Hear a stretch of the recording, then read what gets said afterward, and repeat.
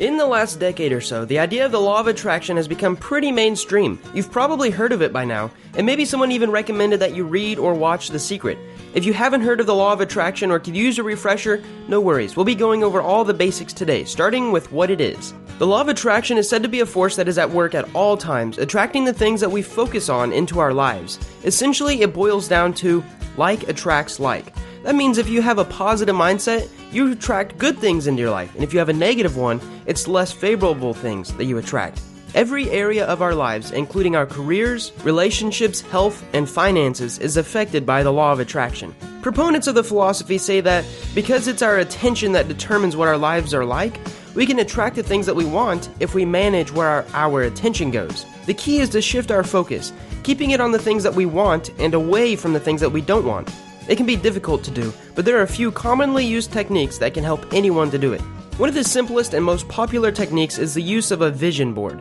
The first step is, of course, to make your own vision board. Make a list of all the things you want. They could be material objects, a particular job, a loving relationship, a state of being, anything at all. Once you've clearly defined, and this is really important, you have to clearly define it, collect images that reflect on the things that you want and assemble them into a collage. Now this might seem pretty cheesy, but it works if you believe in it. You can also include words or phrases if they help express your goals. You can assemble them in any way that you like, but it's a good idea to use something like a corkboard so that you can add more or remove images as time goes on. When you feel good about how your board looks, hang it up somewhere that you'll see it a lot. Its purpose is to act as a reminder of where your focus should be so that you have a clear view that it's important. For sake of practicality, you must know that putting this board up isn't going to get you closer to your goal.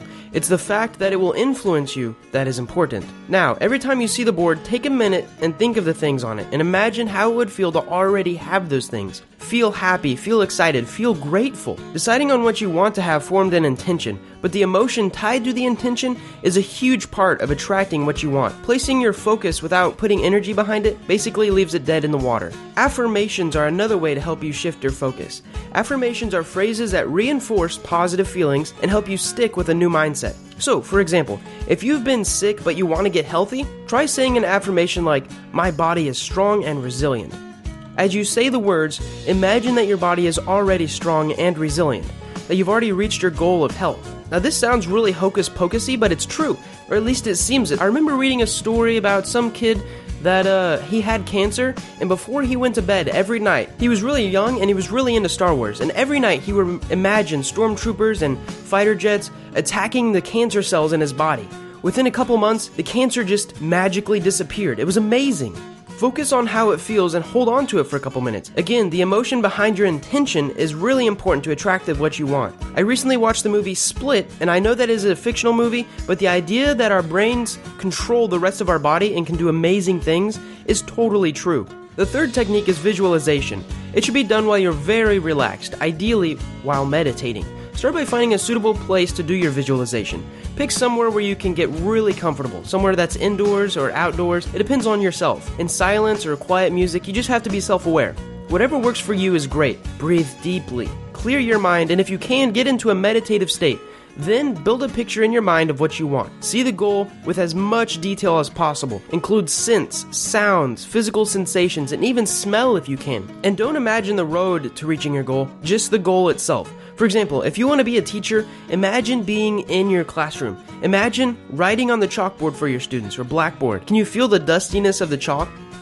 Can you hear your students behind you? What does your classroom look like to you? Once you have a clear image of your goal, the thing that you desire, imagine how it would feel to attain that goal. Hold on to the joy, confidence, pride, comfort, and other positive feelings that come up and affirm them that that's what you want to attract. Now, while you're going through this process of realigning your thinking, there are a couple of things to keep in mind. One is to make sure that your focus is on the positive of what you want to do, as opposed to what you don't want. So, returning to the health example, focus on becoming healthy, not on overcoming illness. Focus on do's instead of don'ts. If you focus on overcoming illness, the idea of illness is still included with your focus, which could attract more of it. So keep the subject what you want to make sure you're not accidentally attracting the opposite. Just like Improvement Pills video on the same topic, I highly recommend you go watch it. It was amazing. I loved it. Our brains are basically problem-solving machines, and we can't solve a problem if we don't focus on the solution. Another thing to mention is that it's not only your conscious focus that impacts what you attract. Your subconscious mind and your unconscious mind both have an effect too. Changing the beliefs hidden below the surface can be tricky, but it's doable. As you consciously change your focus, you might notice doubts and fears come to light. As they do, try to work through them. Do your best to figure out why you feel those fears and let them go. Then, as you continue to reinforce your new positive beliefs, they will start to replace the underlying negativity that might have been helping you to attract the things that you don't want. This step can definitely take time, but keep at it and you'll notice the changes in the way you think and feel over time. And then there's the importance of letting go. As important as it is to hold focus on the things you desire, there also has to be some amount of release as well. Obsessing can turn negative if you don't get what you want right away or in the way that you expect it. It'll lead to doubt and disappointment, which definitely won't attract the things that you're after. Let go of your expectations and trust that what you want will come to you. But letting go doesn't mean that you can just sit back and wait. There's a misconception that using the law of attraction to get things means that they will just fall into your lap. While this is always a possibility, chances are that you're still going to have to put in the hard work for that new job or take steps towards meeting that someone special. You might attract opportunities, and this is very important. You might attract opportunities that lead you to your end goal. Your mind will search for and find opportunities, and if you don't act, you'll never get there. Take advantage of these stepping stones that you have created by these positive affirmations that you've worked hard to bring into your life. They will lead you to where you want to be. And those are the basics of the law of attraction. You might be thinking, this sounds pretty new agey. And honestly, it is popular among new age groups. But there are scientific reasons to believe that the way you think affects how you feel. Take the placebo effect. If you believe a pill will make you better, it often will, regardless of whether it's actually medicine or a simple sugar pill. There are countless documented cases of people experiencing spontaneous remission from serious conditions after a shift in the way that they think. If your thoughts and feelings can affect your body, is it so unreasonable to believe that they can affect other parts of your life too? I hope this helped you give an accurate idea of what the law of attraction is and how people claim it can be used to achieve their goals. If there's something you want to change about your life, why not try out some of the techniques covered in this video and just see what happens? Just experiment. This is the #1 rule that I found out in life that works amazingly. Take something, test it for a while, and if it works, keep using it. And if you've tried these techniques before, let me know in the comments what your experience was like. I hope you guys enjoyed this video, and if you want more videos like this, subscribe.